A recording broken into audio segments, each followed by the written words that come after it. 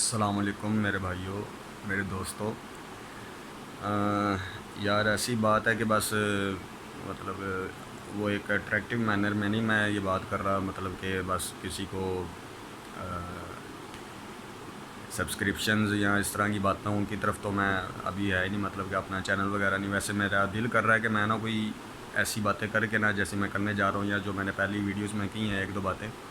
کوئی چینل وغیرہ بنا لیا جائے تاکہ اپنا بھی پیغام مطلب کہ دنیا میں پھیلے، اور اس طرح کا کچھ نہ کچھ کنٹینٹ بننا چاہیے۔ اس طرح کی باتیں ہونی چاہیے جو کہ نہیں ہوتی ہیں ہمارے معاشرے میں، یا ہمارے لوگ علماء وغیرہ بزی ہیں، یا ہم خود اتنے بزی ہیں کہ ایسی سوچیں آتی نہیں ہیں۔ مجھے آتی تو میرا دل خوش ہوتا ہے۔ اچھا خیر، یقیناً سوچنے والے سوچتے بھی ایسی باتیں۔ آج میں نے یہ آپ سے پوچھنا تھا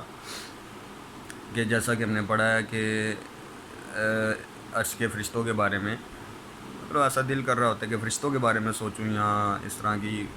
مخلوقات اپنے رب العالمین کے بارے میں سوچوں، اس بڑی ذات کے بارے میں سوچوں، ان بڑے فرشتوں کے بارے میں سوچوں، یا ان غیبی جو طاقتیں ہیں جو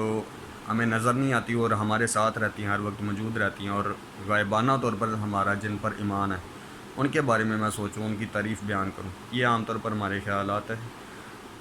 ہوتے ہیں، مگر ہمیں وقت نہیں مل سکتا یا مل پاتا کہ ہم جس وجہ سے مینس کے مصروف ہوتے ہیں۔ تو بات یہ تھی کہ جیسا کہ اللہ تعالیٰ نے آپ صلی اللہ علیہ وسلم نے فرمایا ہے کہ عرش کے فرشتوں میں سے ایک فرشتے کا حال بیان کرنے کی انہیں اجازت ملی آپ صلی اللہ علیہ وسلم کو، اور وہ یہ ہے کہ کان کی لو سے کندھے تک کا فاصلہ پہلے بھی ایک ویڈیو میں بیان ہوا ہے کہ وہ 700 سال کا ہے۔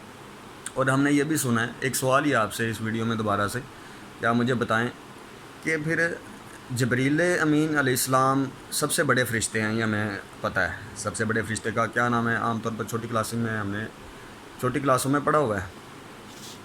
وہ حضرت جبریل امین علیہ السلام ہے۔ تو ایک حدیث میں یہ آتا ہے کہ جبریل کے دو کندھوں کے درمیان فاصلہ اتنا ہے کہ 500 سال تک ایک تیز رفتار پرندہ اڑتا رہے۔ تو جتنا فاصلہ وہ طے کرے گا، فرض کریں عقاب ہے 200 کلومیٹر پر آور کی سپیڈ ہے، تو 500 سال سے ملٹیپلائی کریں کتنا وہ فاصلہ بنتا ہے، اتنا فاصلہ جبریل کے دو کندھوں کے درمیان ہے۔ تو نور کا، روشنی کا اتنا ڈسٹینس ایکسپیکٹڈ ہے، یعنی کہ فرشتے ہے ہی روشنیاں، نور ہیں، تو روشنی جو ہوتی ہے، روشنی کی جو غذا ہوتی ہے، انرجی جسے کہہ لیں، اتنے بڑے اجسام ایکسپیکٹ کیا جا سکتے ہیں، اور یقیناً ہوتے بھی ہمارا ایمان بھی ہے کہ فرشتوں کو نور سے پیدا کیا ہے،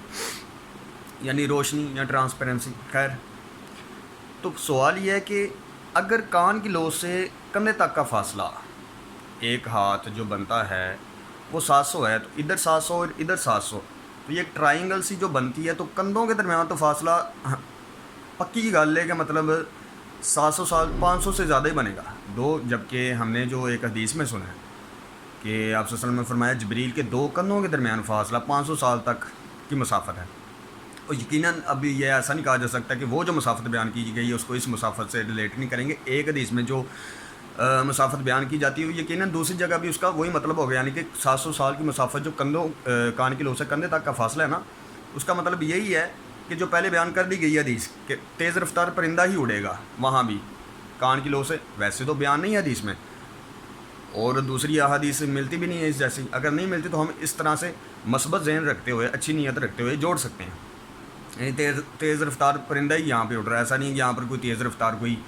اور کوئی چیز اڑنا شروع ہو گئی، یہاں کوئی جانور بھاگے گا تو وہ فاصلہ، یا 700 ہم چل کر جائیں گے تو وہ فاصلہ